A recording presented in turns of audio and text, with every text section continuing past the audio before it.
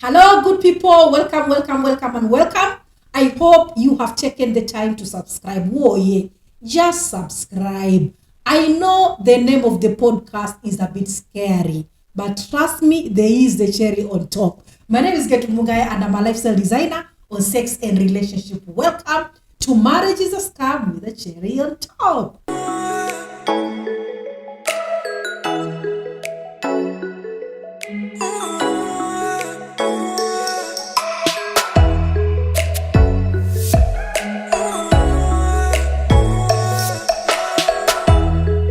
Forget about the scam. Concentrate on the cherry on top. So far, so good. I am so grateful for the people who have subscribed. I am so loving this conversation. And for the first time, I actually got something from a man. I thought the men are not going to talk to me because they think nimeonea sana. Let me tell you something. Wanawake tunajaribu. You can prove me wrong. And I think from marriage, no, this is not from me, but from marriage, a man is guilty until he's proven innocent. Oh, it's so good to be a woman. We can get away with murder. Anywho, let's hear what this dude has for me. Hello, Gertrude. We have people who are referred to as asexual. People who do not seem to have sexual desires. Have you encountered such women, and how do you deal with such? Oops, I think there's a bit of sexual starvation going on. Okay, so asexual, then sexual, pronounced asexual. I don't think I've ever met anybody who is asexual because it is so hard to diagnose asexuality. It's very hard. Okay, I don't know what kind of tests this person has gone through or suspecting. Okay, maybe I should explain exactly what is asexual is. Asexual is a person who has no sexual desires whatsoever. No, I'm not talking about a person who is decided to abstain. I'm not talking about a person who is even practicing secondary virginity. I'm talking about somebody who has no sexual desire whatsoever, who is not attracted to anyone sexually. I'm not talking about gays, I'm not talking about lesbians. I am talking about anybody, but their body functions well. There's nothing wrong with their bodies. Okay, they can have sex if it's a man or it's a woman. If it's a man, she can get pregnant. If it's a woman, can actually impregnate a woman. It's only that ile kukaa tu eti na kufeel horny or somebody good looking person, if it's a woman, thinking like there's no chemistry, there's nothing. That's asexual. Okay, but they can have so many other forms of relationships. They can have emotional relationships. They can have so many other forms other than sexual. So these people don't just sit and get horny or have a sexual urge. They don't do that. That's what I'm saying. It is so hard to diagnose asexuality. But many times people go through this, okay, where a person loses sexual desire completely or doesn't get turned on by a husband or doesn't get turned on by a wife.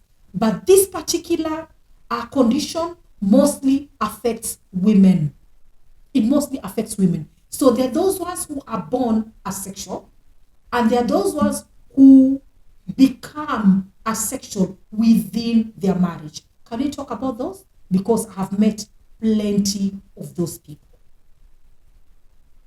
Not by any medical practitioner or therapist has said you actually are asexual. No, I've never met those ones. If they exist, they're very few. I've never come across them. But people who are in love, they enjoyed sex, they had multiple orgasms, they've had a very vibrant love life, and all of a sudden, they can't do it. They don't get turned on. They have no desire whatsoever. They can sleep with the husband on the same bed for a whole month and feel nothing. And if sex happens, they actually hate themselves. They feel guilty, they feel bad, they resent the man. Those ones I have met. So how does somebody become asexual within a marriage? Most of the time, and we've talked about this, if it's a woman, it's because because her emotional needs were never taken care of. You know, she doesn't feel like there's a huge disconnect, number one, and that's where it begins. You disconnect from your partner, and it doesn't happen overnight. You don't wake up one day in the morning and decide, oh my God, I feel nothing for this guy. No, it happens over time. Little things which go unresolved, the big issues which go unresolved. And before you realize, you look at this guy, you've fallen out of love. Oh yeah, this is real. So many married people have fallen out of love with their spouses. Dangerous time around that time, because we are known to imprint on people, you know, especially as spouses. If you're not imprinting on your partner, you will imprint on somebody else. They're not using imprint like we are dogs or something like that, but same thing. You get what I'm saying? Yeah. And by the time you get there, you realize, oh my goodness, I feel nothing.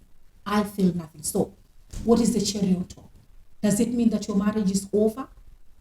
You know, and asexual people, most of the time, when it comes, you're the safest with an asexual because their sexual desire don't drive them. You know, they're not driven by their sexual desire. So chances of a sexual person cheating or messing around sexually with other people are close to none. So that's the only advantage I would say. So if you realize your spouse for some reason lost the sexual desire, libido dead and buried, iliziko kwa kaburi la sahau, what do? You can recondition your body. You know, you can learn to have those feelings again. Because when it comes to women, we don't get turned on easily. We don't get horny. And when it's asexual, it's even worse. Okay? But you can recondition your body. You can plan and you can schedule sex. So this is how you do it. You know, I plan to have an average. And you can start easy. Pick 1 month and say, I will have mind-blowing sex once a week. You know, don't overpromise, don't overdo it. Take your body slowly. I will have one mind-blowing sex once a week and plan for that. Do everything you need to do to be comfortable. If you need to go and wax, clean, if that's going to give you confidence, go ahead.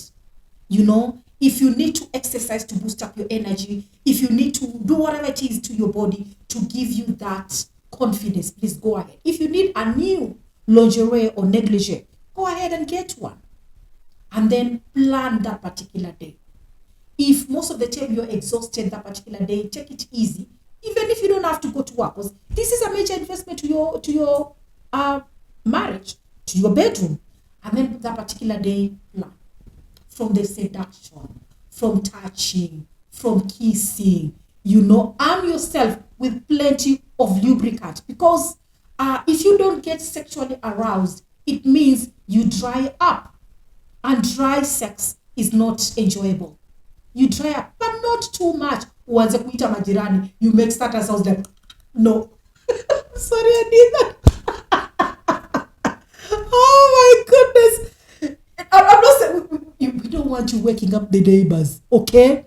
And that sound is not very sexy, is it? It will turn you off. So plan enough nice lubricants and go fancy with the lubricant. Give Aruba a try because it's a warming lubricant. And inakuongezea nyege. I actually recommend. That's what you need. So apply that. Okay? Smells and whatever it is, get rid of that. So plan mind-blowing sex once a week.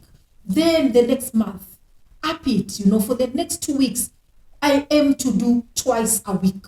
And then go on building to 3 times a week. Before you realize, you know in your mind, don't schedule every Monday, every Tuesday, you could have a very bad Monday. And then what happens? So what you do is, you could say, This week we're having it on Monday. Next week we'll have it on Friday. Another week we'll have it on Wednesday. So even the guy, even if he's trying to keep track, it's spontaneous. Because it's so nice to just be surprised. Like, hey, today, hey, I'm going home and this is what is going to happen. Nah, sometimes that's not a very good idea.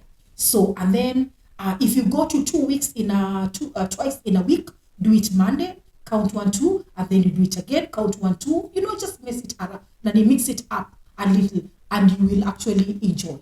And then you have to actually pick different locations, and you actually have to go for different positions. You will never get bored. And positions which you are comfortable with.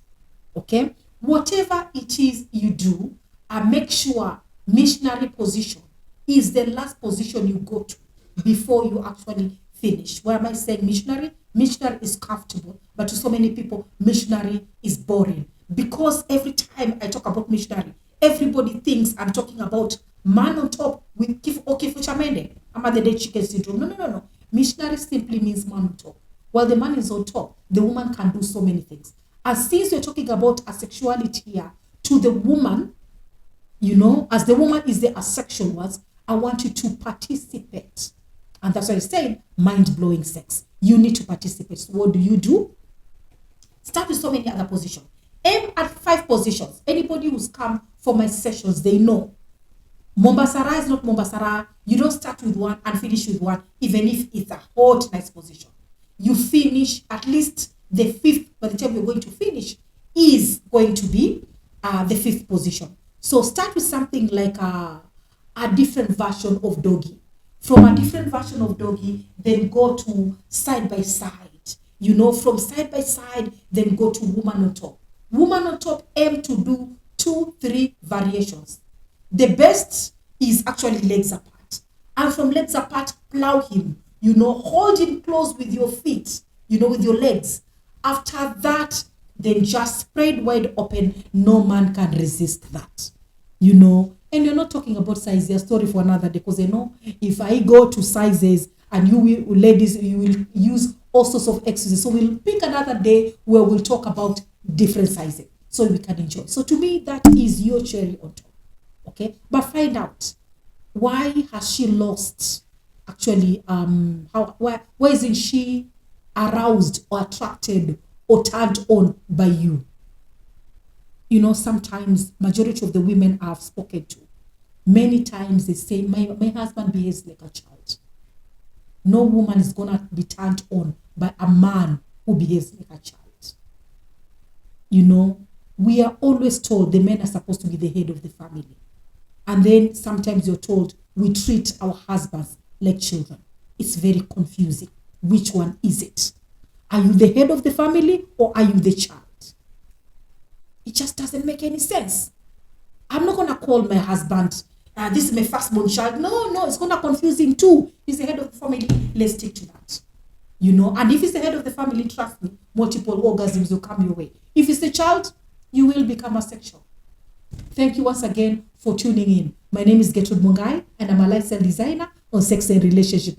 Please subscribe to my YouTube channel. Subscribe to my podcast. Follow me on Instagram, on Facebook, on Twitter. Follow me. You can follow me at my shop, not at home. Mwah.